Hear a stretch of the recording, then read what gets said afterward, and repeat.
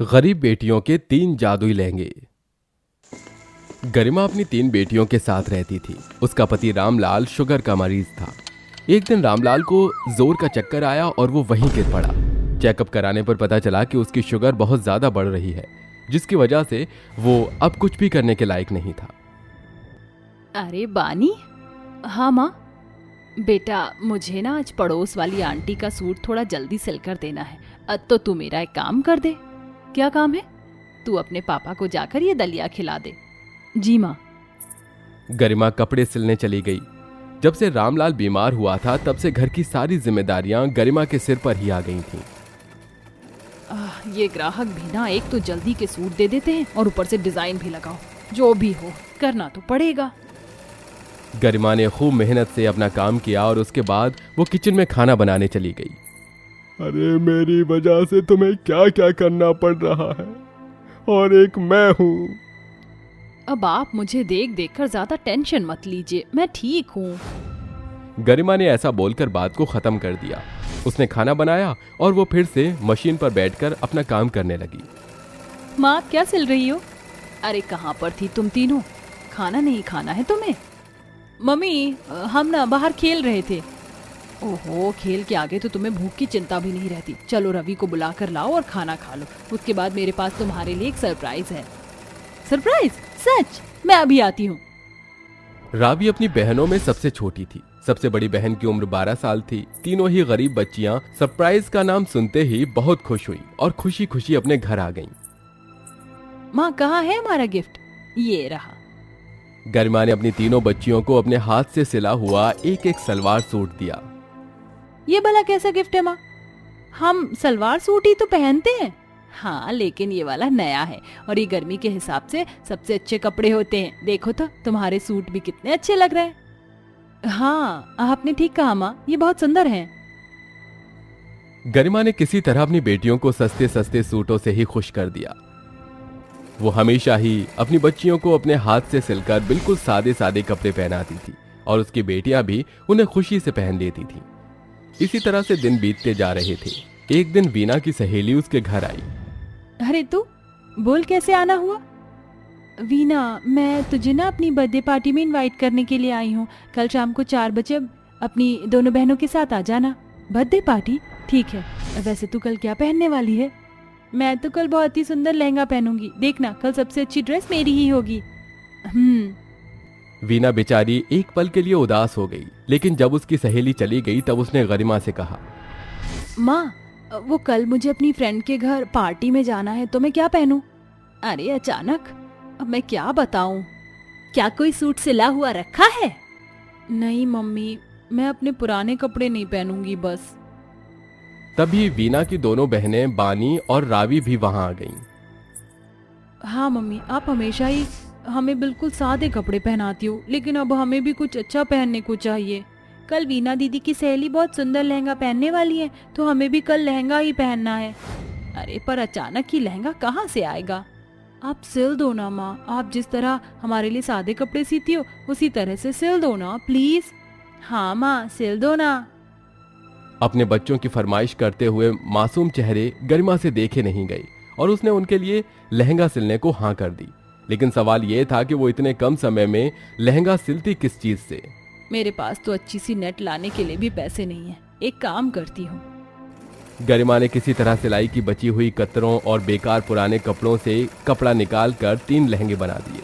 वो लहंगे देखने में बहुत ही अजीब थे। माँ लहंगे बन गए क्या? हाँ बेटा बन गए। अब तुम इन्हें पहन लो और जल्दी से पार्टी में चली जाओ।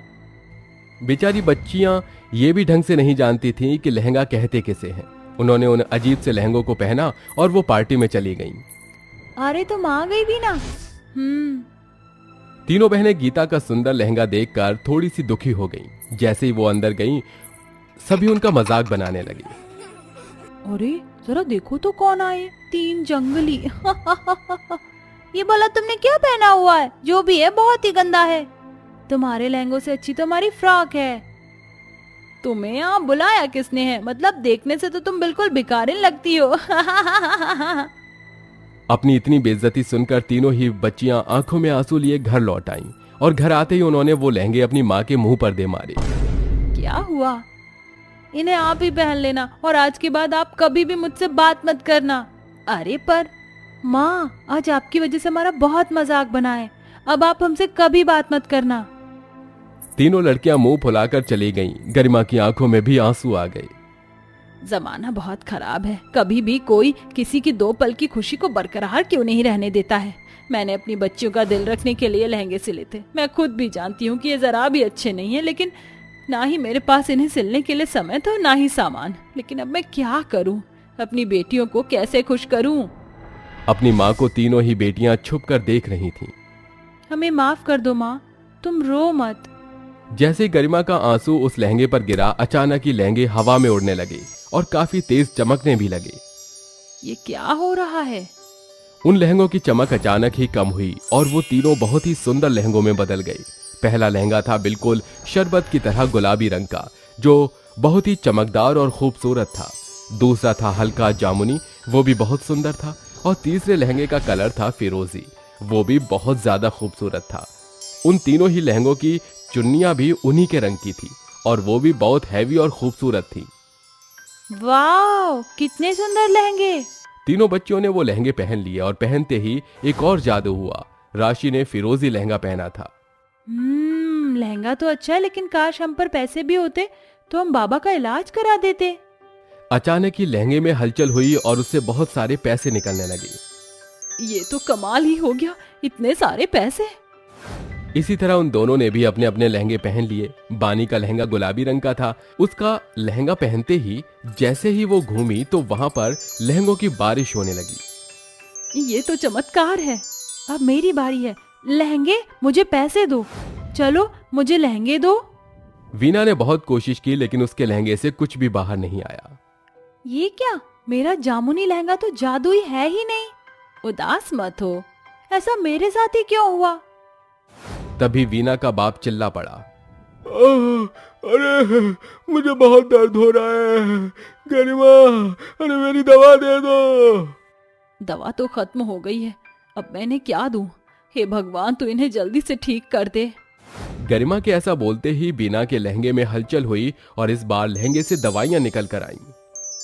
ये क्या, शायद यही तेरे लहंगे का जादू है वीना। गरिमा ने जाकर वो दवाइयां रामलाल को खिला दी। अचानक दवा खाते ही रामलाल के शरीर में जान सी आ गई और वो उठ खड़ा हुआ। अरे आप खड़े मत होइए। अरे मैं ठीक हूँ, ये दवा तो बहुत कारगर थी। अरे वाह, मेरे लहंगे ने बाबा को ठीक कर दिया। अब मैं इससे कुछ और मांगती हूँ। लहंगे, चलो मुझे जल्दी से बढ़िया बढ़िया खाना दे दो। तभी फिर से हलचल हुई और बहुत से स्वादिष्ट पकवान उनके सामने आ गए। कमाल है। सभी घर वालों ने भरपेट खाना खाया और ऊपर वाले का शुक्रिया अदा किया। अब रामलाल भी एकदम सही हो चुका था। दोनों पति पत्नी ने अपनी एक लहंगे की दुकान खोली और वो जादुई लहंगे से बनने वाले लहंगों को बेचने लगे और फिर सब कुछ ठीक हो गया। सुनील और नंदिता एक कैफे कॉफी में बैठे होते हैं, जहां सुनील कॉफी पीते हुए नंदिता से कहता है, नंदिता, तुम तो जानती हो ना, मेरी माँ तुम्हारे रंग रूप की वजह से तुम्हें स्वीकार नहीं करेंगी, जिसकी वजह से मैं तुमसे उन्हें बिना बताई शादी करना चाहता हूँ। लेकिन सुनील, तुम ही बताओ, तुम्हारी माँ को कितना बुरा लगेगा। एक ही बात कभी भी खत्म नहीं होती। मैं तो अब थक गया हूँ। ठीक है, फिर तुम्हें अगर मुझसे दूर रहकर खुशी मिलती है तो रहो, मैं यहाँ से जा रहा हूँ। जाते वक्त नंदिता सुनील का हाथ पकड़कर उसे रोक लेती है। मत जाओ सुनील, अगर तुम इसी में खुश हो तो मैं तुमसे शादी करने के लिए तैयार हूँ। नंदिता सुनील के साथ एक मंदिर में जाकर शादी कर लेती है, जिसके बाद सुनील नंदिता को अपने साथ अपने घर ले आता है, जहां वो अपनी माँ से कहता है, माँ, ये नंदिता है, आज से ये इस घर की बहू है, मैंने इससे शादी कर ली। दुर्गेश्वरी जब नंदिता को देखती है तो वो सुनील से कहती है, अरे बेटा, पूरे देश में तुझे ये काली कलूटी ही नजर आई। मैंने तेरे लिए कितनी अच्छी लड़की ढूंढी थी और तूने इस कल्लो मैया से शादी कर ली। माँ, आप कैसी बातें कर रही हो? अब ये आपकी बहू है, आपको नंदिता से ऐसे बात नहीं करनी चाहिए। कल की आई हुई लड़की के लिए तू मुझे ताने सुनाएगा? ऐसा तो मैंने कभी सोचा ही नहीं था। मैं इस लड़की को स्वीकार नहीं करूंगी। इस लड़की को जहां से लेकर आया है वहीं ले जा। ये मेरे घर की बहू बनने के लायक नहीं है। अगर ऐसी बात है तो ठीक है माँ, मैं ये घर छोड़कर ही जा रहा हूँ। आप इस घर में बड़े भाई और उनकी बीवी के साथ आराम से रहिए।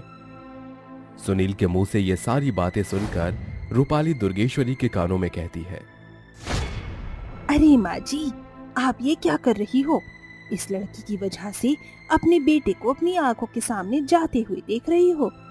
मेरी बात समझो माँ जी, सुनील अब इस लड़की के बिना नहीं रह सकता। इस लड़की के साथ अपने बेटे को स्वीकारो और उसके बाद हम दोनों इस लड़की का जीना हराम कर देंगे। ये लड़की खुद ब खुद इस घर को छोड़कर भाग जाएगी। ये सब सुनने के बाद दुर्गेश्वरी अपने बेटे को रोक लेती है। रुक जा बेटा, तुझे कहीं भी जाने की जरूरत नहीं है। तेरी बहू और तू इस घर में रह सकते हैं। ये सुनते ही सुनील खुश हो जाता है और अपनी पत्नी नंदिता से कहता है, नंदिता चलो चलो चलो माँ के पैर छू लो। सुनील के कहने के बाद नंदिता दुर्गेश्वरी और अपनी जेठानी के पैर छू लेती है। अरे अरे बस करो, मेरे पैर क्यों छू रही हो? मेरे पैर छूने की तुम्हें कोई जरूरत नहीं है। तुम तो मेरी देवरानी हो। चलो आ जाओ, मेरे गले लगो। रूपाली बेमन से अपनी काली देवरानी को गले लगा लेती है। उस दिन के बाद से दोनों सास और जेठानी मिलकर बेचारी नंदिता के ऊपर घनघोर अत्याचार करने लगती हैं, जैसे कि घर के सारे काम नंदिता से करवाना। नंदिता, ओ नंदिता, कहाँ हो तुम? क्या तुम्हें घर के काम दिखाई नहीं दे रहे?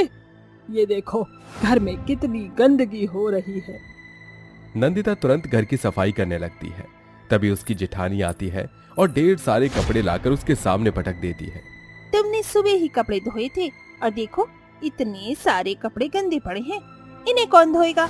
बाहर से पड़ोसन को बुलवा कर लेकर आऊं क्या धुलवाने के लिए? नहीं नहीं दीदी, इन कपड़ों को मैं ही धोऊंगी। नंदिता सफाई करने के बाद सारे कपड़े धोती है, जिसके बाद रूपाली और उसकी सास दोनों फिर से चिल्लाने लगती हैं। हे भगवान, कैसी बहू मिली है मुझे। ये तो मुझे भूखा ही मार देगी। आजकल की लड़कियां तो होती ही आलसी हैं। जब मैं इस घर में आई थी तो मैंने इस पूरे घर को अच्छे से संभाल लिया था, लेकिन इस लड़की से तो घर का एक काम भी ढंग से नहीं होता। सारे काम करने के बाद भी नंदिता को दुनिया भर के ताने सुनने पड़ते हैं, लेकिन फिर भी वो कुछ नहीं कहती। माँ जी, जेठानी जी, बस मुझे 10 मिनट दीजिए। मैं अभी के अभी आप लोगों के लिए खाना बनाकर लाती हूँ। हाँ, मैं भी देखती हूँ 10 मिनट में कौन सा तू खाना बनाकर लाती है। नंदिता का इस दुनिया में कोई नहीं था। वो शुरू से ही घर के सारे कामकाज अच्छे से जानती थी। वो फौरन रसोई में जाती है और दाल चावल बनाकर ले आती है। जैसे ही रूपाली दाल चावल खाती है, वो मुंह से सारा खाना बाहर उगल देती है। हे भगवान, कितनी गंदी दाल बनाई है। क्या तुम्हें खाना बनाना नहीं आता? हाँ, कितना बेसुआद खाना है। दाल चावल अच्छे बने थे, लेकिन फिर भी दोनों सास और बहू बेचारी नंदिता के दाल चावल में भी नुक्स निकाल देती हैं। एक दिन रूपाली अपनी माँ सरोज से फोन पर बात कर रही होती है। एक बार जरा ये काली कलूटी भैंस इस घर को छोड़कर चली जाए, उसके बाद मैं अपनी छोटी बहन की शादी सुनील से करवा दूंगी। अरे सुनील इंजीनियर है, अच्छा खासा कमाता है। उसके साथ मेरी बहन बहुत खुश रहेगी। ऊपर से वो बहुत सुंदर भी है। दोनों की जोड़ी खूब जमेगी।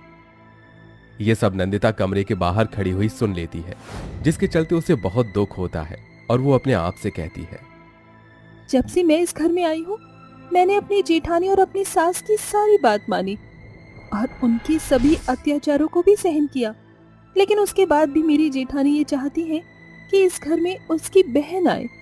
हे भगवान, ऐसा तो मैंने कभी सोचा भी नहीं था। नंदिता रोते हुए वहां से अपने कमरे की तरफ जाने लगती है, लेकिन तभी उसे उसकी सास के कमरे के बाहर से कुछ आवाज आने लगती है। अरे देखो बहन जी, जब तक आपका बेटा अपनी पत्नी से डिवोर्स नहीं ले लेता, तब तक हम उसके लिए कोई ढंग की लड़की नहीं ढूंढ सकते। पंडित जी, आप लड़की ढूंढना शुरू कर दीजिए। डिवोर्स तो बस होने ही वाला है। वो लड़की इस घर को छोड़कर बहुत जल्दी चली जाएगी।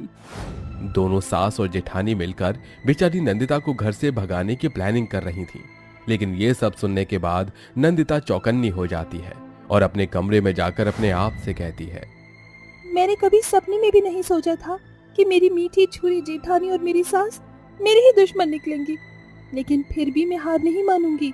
अब ये मेरा वक्त है, मैं इन्हें अच्छा सबक सिखाऊंगी।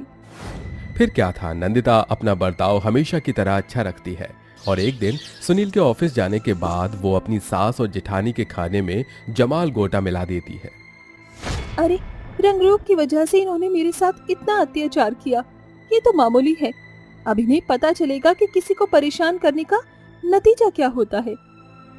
नंदिता के हाथों का बना हुआ खाना खाने के बाद दोनों सास बहू की हालत बुरी हो जाती है, जिसके बाद वो एक के बाद एक टॉयलेट के चक्कर पर चक्कर लगाना शुरू कर देती हैं। अरे रुक जा रूपाली, पहले मुझे टॉयलेट में जाने दे, मेरे पेट में बहुत दर्द हो रहा है। नहीं नहीं माँ जी, पहले तो मैं ही जाऊंगी, मेरे पेट में बहुत दर्द हो रहा है। आज पता नहीं इस नंदिता ने हमें क्या खिला दिया। तभी वहां नंदिता आ जाती है। तो फिर अब कैसा लग रहा है मेरी जेठानी और सास को? आप तो मुझे इस घर से निकलवाने वाली थी। देखो ना, मुझे निकालते निकालते आप किस प्रकार इस टॉयलेट की चक्कर लगा रही हो।